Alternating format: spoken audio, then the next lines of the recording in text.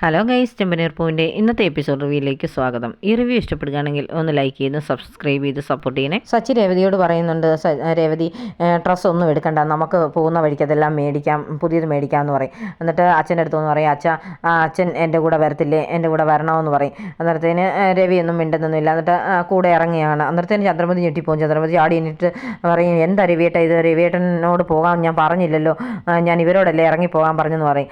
അതെന്താ നീ പറഞ്ഞാൽ അവരിറങ്ങിപ്പോയി കഴിഞ്ഞാൽ പിന്നെ ഞാനിവിടെ നിൽക്കുമെന്ന് ചോദിക്കും. നീ നാഴിക്ക് 40 വട്ടം പറയുമല്ലോ എൻ്റെ മോൻ എന്ന്. അപ്പോൾ എൻ്റെ മോൻ വിളിച്ചു കഴിഞ്ഞാൽ പിന്നെ ഞാൻ പോകണ്ടേന്ന് ചോദിക്കുന്നുണ്ട്. അപ്പോൾ സുധിയും പറയുന്നുണ്ട്, അച്ഛൻ എവിടെ പോകുന്നത്, പോകണ്ട അച്ഛന്നൊക്കെ. അന്നേരത്തേന് രവീന്ദ്രൻ പറയും, എന്തായാലും എൻ്റെ മോൻ വിളിച്ചു കഴിഞ്ഞാൽ പിന്നെ ഞാൻ പോവുക തന്നെ ചെയ്യും. മോളെ ഡ്രസ്സൊന്നും എടുക്കണ്ടെന്ന് ഇവൻ പറഞ്ഞെങ്കിലും മോള് പോയി ഡ്രസ്സെല്ലാം അകത്തൊന്ന് പോയി എടുത്തുകൊണ്ട് വരാൻ പറയും. അത് കേൾക്കുമ്പോഴത്തേന് സച്ചിക്കും സന്തോഷമൊക്കെ ആകുന്നുണ്ട്. അപ്പോൾ ചന്ദ്രമതി പറയും, പറ്റത്തില്ല, രവിയേട്ടൻ പോകാൻ പറ്റത്തില്ല, ഇവരോട് ഇറങ്ങിപ്പോകാൻ പറഞ്ഞ് ഇവരിനി ഈ വീട്ടിൽ വേണ്ടെന്നേ ഞാൻ പറഞ്ഞോളെന്ന് പറയും. അതെന്താ, നിനക്ക് 3 മക്കളല്ലേ, എന്നിട്ട് നീ ഇവനെ മാത്രം സ്വന്തം മകനായിട്ട് കരുതുന്നേ ഇല്ലല്ലോ എന്നൊക്കെ പറയും. അതുകൊണ്ട് ഇവരുടെ കൂട്ടത്തിൽ ഞാൻ പോകുമെന്ന് പറയും. ഇവരെ വിശ്വസിച്ചുകൊണ്ട് നിങ്ങൾ ഇറങ്ങിപ്പോയാലോ എന്ന് ചോദിക്കുന്ന ഉടനെ രവീന്ദ്രൻ പറയുന്നുണ്ട്, ഞാൻ ഇവനെ വിശ്വസിച്ച് കടലിൽ വരെ ചാടും, കാരണം ഇവൻ എന്നെ രക്ഷിക്കുമെന്ന് എനിക്ക് ഉറപ്പുണ്ട്.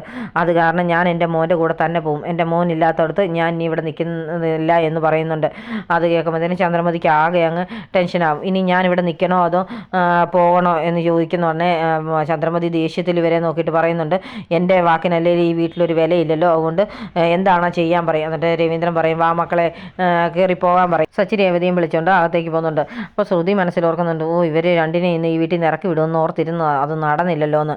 എന്നിട്ട് സങ്കടപ്പെട്ടാണ് ശ്രുതി അകത്തോട്ട് കയറി പോകുന്നത്. പിന്നീട് കാണിക്കുന്നത് ശ്രീകാന്ത് പെട്ടിയൊക്കെ ആയിട്ട് റെസ്റ്റോറൻറ്റിലേക്ക് തിരിച്ചു വരുന്നത്. അപ്പോൾ അവൻ്റെ കൂട്ടുകാരൻ വന്ന് ചോദിക്കുന്നുണ്ട്, എടാ നീ എന്താ ഇപ്പോൾ ഇങ്ങോട്ട് വന്നെന്ന് ചോദിക്കും.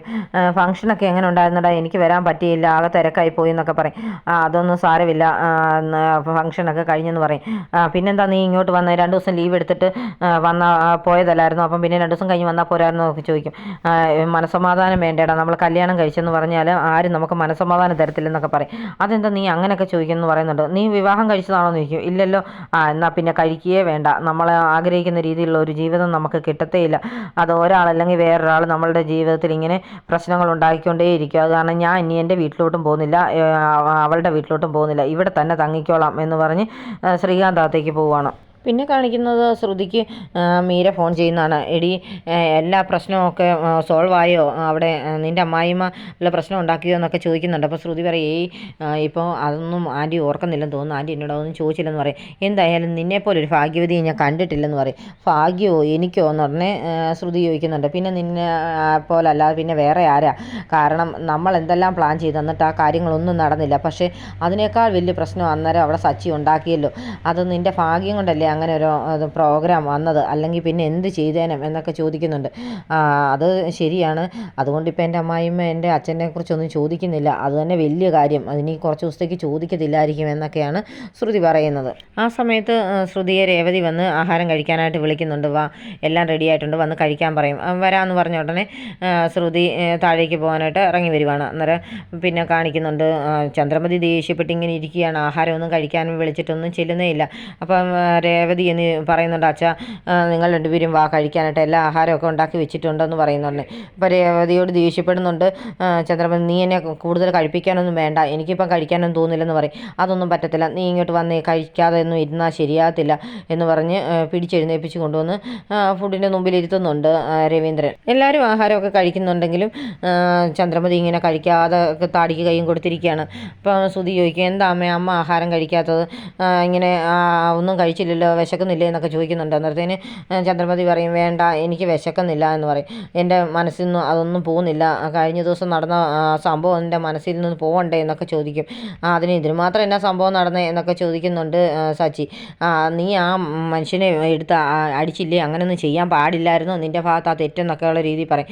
പിന്നെ എൻ്റെ മനസ്സിലിങ്ങനെ അത് ഓരോ രംഗങ്ങളായിട്ട് വരുവാണെന്നൊക്കെ ചോദിക്കുമ്പോഴത്തേന് സച്ചി ചോദിക്കും, എന്നാൽ പിന്നെ ആ കൂട്ടത്തിലൊരു പാട്ടുകൂടെ അങ്ങിട്ടേര്, ഒരു സോങ് ഉള്ളത് നല്ലതല്ലേ കഴിക്കേണ്ടതല്ലേ എന്നൊക്കെ ചോദിക്കും. അന്നേരത്തേന് ചന്ദ്രമതിക്ക് ദേഷ്യം കൂടി വരുവാണ്. എന്നാലും എനിക്ക് കഴിക്കാൻ തോന്നുന്നില്ല രവിയേട്ട, അതുകൊണ്ട് വേണ്ട എന്നൊക്കെ പറയും. എന്നാൽ ശ്രുതിയും പറയും, ആൻറ്റി ഇങ്ങനെ ആഹാരം കഴിക്കാതിരിക്കുന്ന എങ്ങനെയാണ് ശരിയാന്ന്, കഴിക്കാം ആൻറ്റി എന്നൊക്കെ.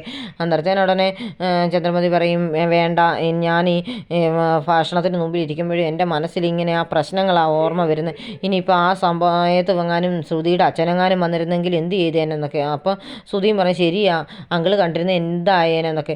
അത് ശരിയാണല്ലോ, അന്നേരം ആ സമയത്തെങ്ങാനും ശ്രുതിയുടെ അച്ഛൻ വന്നിരുന്നെങ്കിൽ അവർ പേടിച്ചങ്ങ് പോകത്തില്ലായിരുന്നോ എന്നൊക്കെ ചോദിക്കുകയാണിരുന്നു. അന്നേരം സച്ചി ഓർക്കുന്നുണ്ട്, ശരിയാണല്ലോ ശ്രുതിയുടെ അച്ഛൻ വന്നില്ലല്ലോ എന്ന്. അന്നേരം ഇങ്ങനെ ചോദിച്ചുകൊണ്ടിരിക്കുന്നതിനിടയിലാണ് ചന്ദ്രമതി ഓർക്കുന്നത്, ശ്രുതിയുടെ അച്ഛൻ വരാമെന്ന് പറഞ്ഞിട്ട് എന്ത് ചെയ്യണമെന്ന്.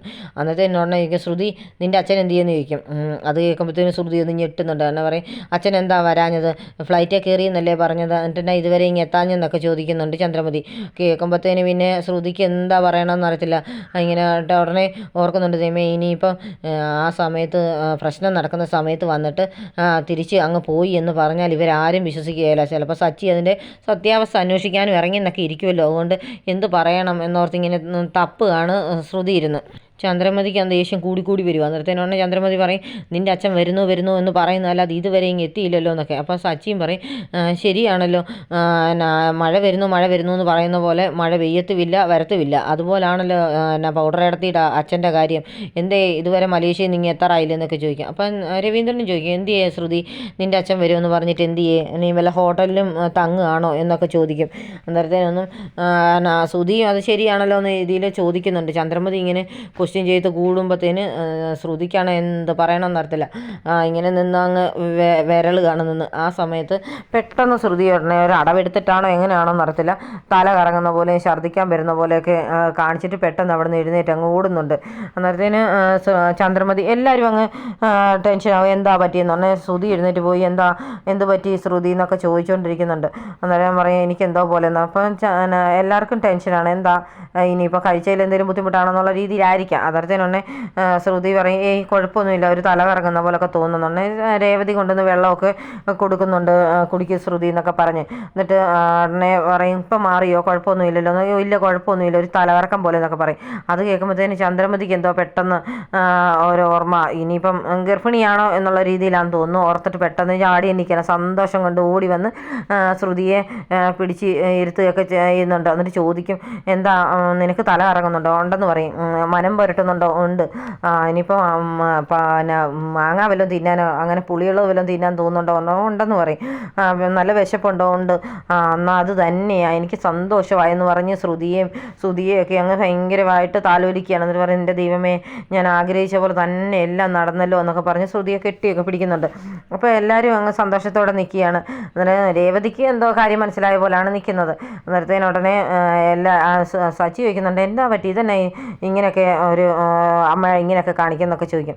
അങ്ങനെ ശ്രുതിയും ചോദിക്കും, എന്താന്ന്, എടാ നിനക്ക് ഇതുവരെ കാര്യമൊന്നും മനസ്സിലായില്ലേ, നീ ഒരു അച്ഛനാകാൻ പോവാന്ന് പറയുന്നുണ്ട്. അത് കേൾക്കുമ്പോൾ സച്ചിക്കും രേവതിക്കും രവീന്ദ്രനും ഒക്കെ ഭയങ്കര സന്തോഷമാകുന്നുണ്ട്. എല്ലാവരും സന്തോഷത്തോടെ ഇങ്ങനെ ചിരിച്ചൊക്കെ നിൽക്കുകയാണ്. അപ്പോൾ ശ്രുതി ഓർക്കുന്നുണ്ട്, ഇതെങ്ങനെ സംഭവിച്ചെന്നുള്ള വിധത്തിൽ ഇങ്ങനെ കണക്കിങ്ങനെ നോക്കിയൊക്കെ നിൽക്കുകയാണ്. അന്നേരം ശ്രുതിയും ഇല്ല ചുമ്മാതായിരിക്കും എന്നുള്ള രീതിയിൽ തന്നെയാണ്. പക്ഷേ രേവതിയെ കൊണ്ട് ഉടനെ പഞ്ചസാരയൊക്കെ എടുത്തുകൊണ്ട് വന്ന് ശ്രുതിക്കും എല്ലാം കൊടുക്കുന്നുണ്ട് ചന്ദ്രമതി. എന്നിട്ട് പറയും, മോളെ, എൻ്റെ സന്തോഷം എനിക്ക് പറഞ്ഞറിയിക്കാൻ പറ്റത്തില്ല.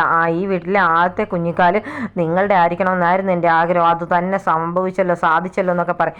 തന്നെ രവീന്ദ്രൻ പറയും, എന്തായാലും നമ്മൾ തന്നെ അങ്ങ് തീരുമാനിക്കുകയൊന്നും വേണ്ട, നമുക്ക് ഹോസ്പിറ്റലിൽ പോകാം, ശ്രുതിയെ വിളിച്ചുകൊണ്ട് ഹോസ്പിറ്റലിൽ പോയി ഒന്ന് ചെക്കപ്പ് ചെയ്യാൻ പറയും. അന്നത്തെ ഉടനെ ചന്ദ്രമതി, വേണ്ട, ഞാൻ പ്രസവിച്ച സ്ത്രീ തന്നെയാണ്, എനിക്കറിയാം ഇങ്ങനെ ആരാണ് എങ്ങനെയാണ് ഗർഭം എന്നൊക്കെയുള്ള കാര്യം, അതുകൊണ്ട് അത് തന്നെയാണ്, ഞാൻ ഉറപ്പിച്ചതാണ്, ഇനിയിപ്പം വേറെ ഒന്നും നോക്കണ്ട, ശ്രുതി ഗർഭിണി തന്നെയാണെന്ന് പറഞ്ഞങ്ങ് നിൽക്കും. അപ്പോൾ ശ്രുതിക്കും അങ്ങ് ആകെ കൺഫ്യൂഷനാണ്.